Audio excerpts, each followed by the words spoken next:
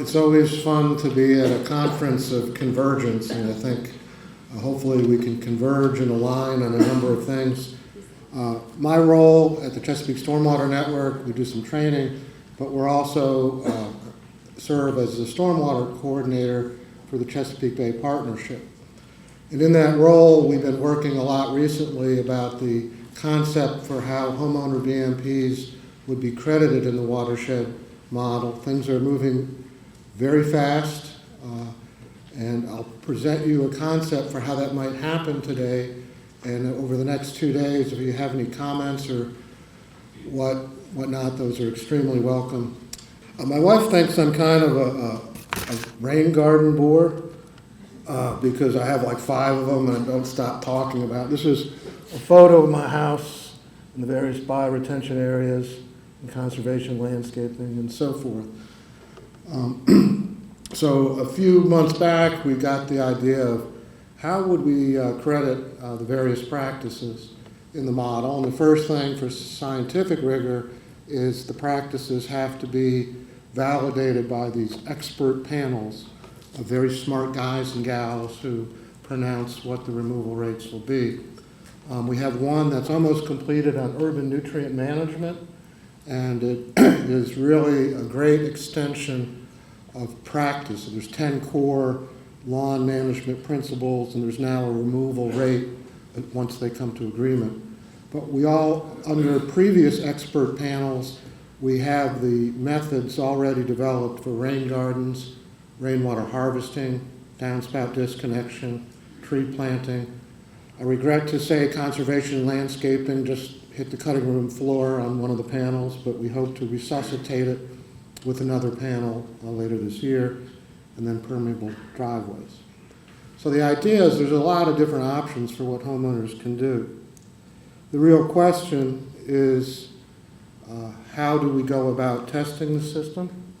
And I'm sorry you can't read this slide. It's a really bad one. But the idea is there's a homeowner, a local watershed group, or local government who is the servicer, and then they report their information to their state, and then the state sends it up to EPA to get credit. So each one has an individual role, the homeowner to install them, upgrade them to a website. They need certain tools. We'll hear about those tools later on today. What they report, fairly simple information on the homeowner's part, and certain verification mechanisms which are very important. Homeowner BMPs are great, but we have to make sure that they're still in place as time goes by. The real hard work is done by local government. They need to maintain the records. They may have to do on-site audits with the property owner to show them what they can do. Watershed groups can help out a lot. A lot of the experience that we've had in Maryland is a nice cooperation between those two groups. The states have to develop certain tools. Right now, it's not official, but it looks like there'll be a pilot program in 1 or 2 counties in Maryland to test out all the tools together and see what works.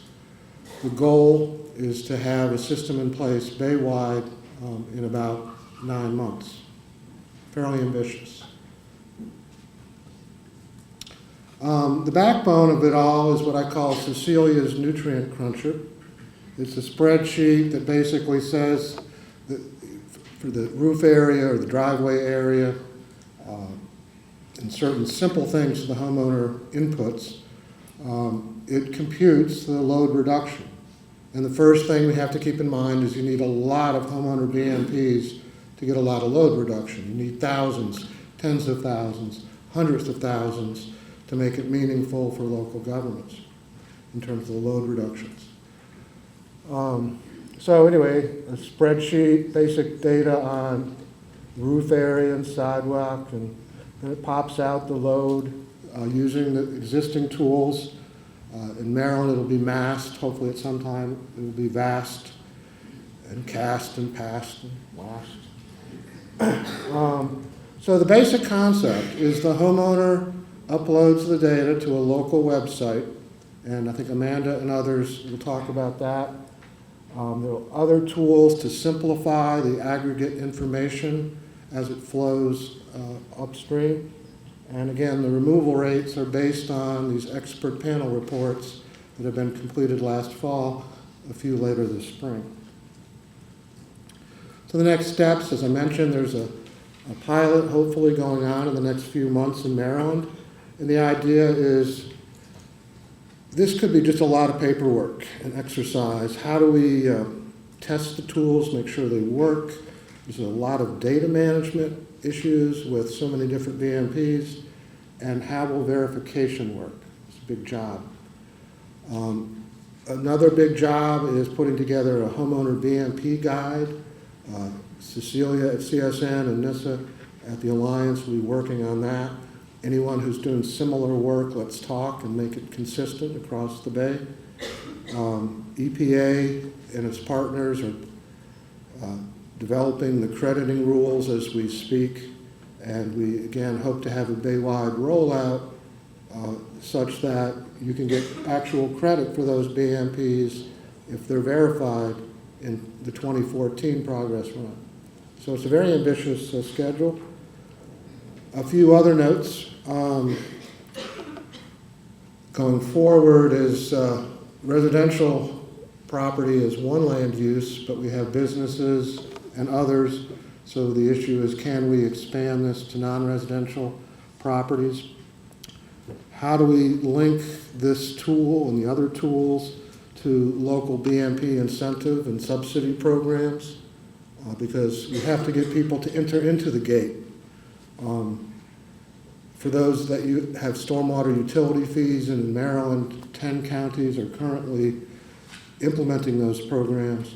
How do we link the credit for those utility fee discounts for homeowner BMPs? There's significant issues of training of these evaluators that can go onto your property and say, hey, you can do a disconnection here, you can do a rain garden there, you can, you shouldn't do it there because you'll flood your basement. And then lastly, even though water quality is our big deal, I think it's important that these homeowner programs be linked to other conservation and stewardship strategies such that, like energy conservation, that we're providing a whole menu to the homeowner of things they can do for the environment and make it convenient, transparent, and fun. I mean, I really had a great time over the last year or two implementing these practices on my own lawn. And I think the last thing I'll say, in the 1 minute left, is that traditionally we've thought about rain gardens and rain barrels and such, but we also need to link it with this new urban nutrient management practice. The notion, this panel came together and they actually said it's okay not to fertilize your lawn as long as you have dense vegetative cover. If you do fertilize your lawn, there's a low dose strategy that the turf science experts recommend. And there's other ways to manage the biomass, our leaves and our lawn clippings, to keep it on the lawn and out of the bay.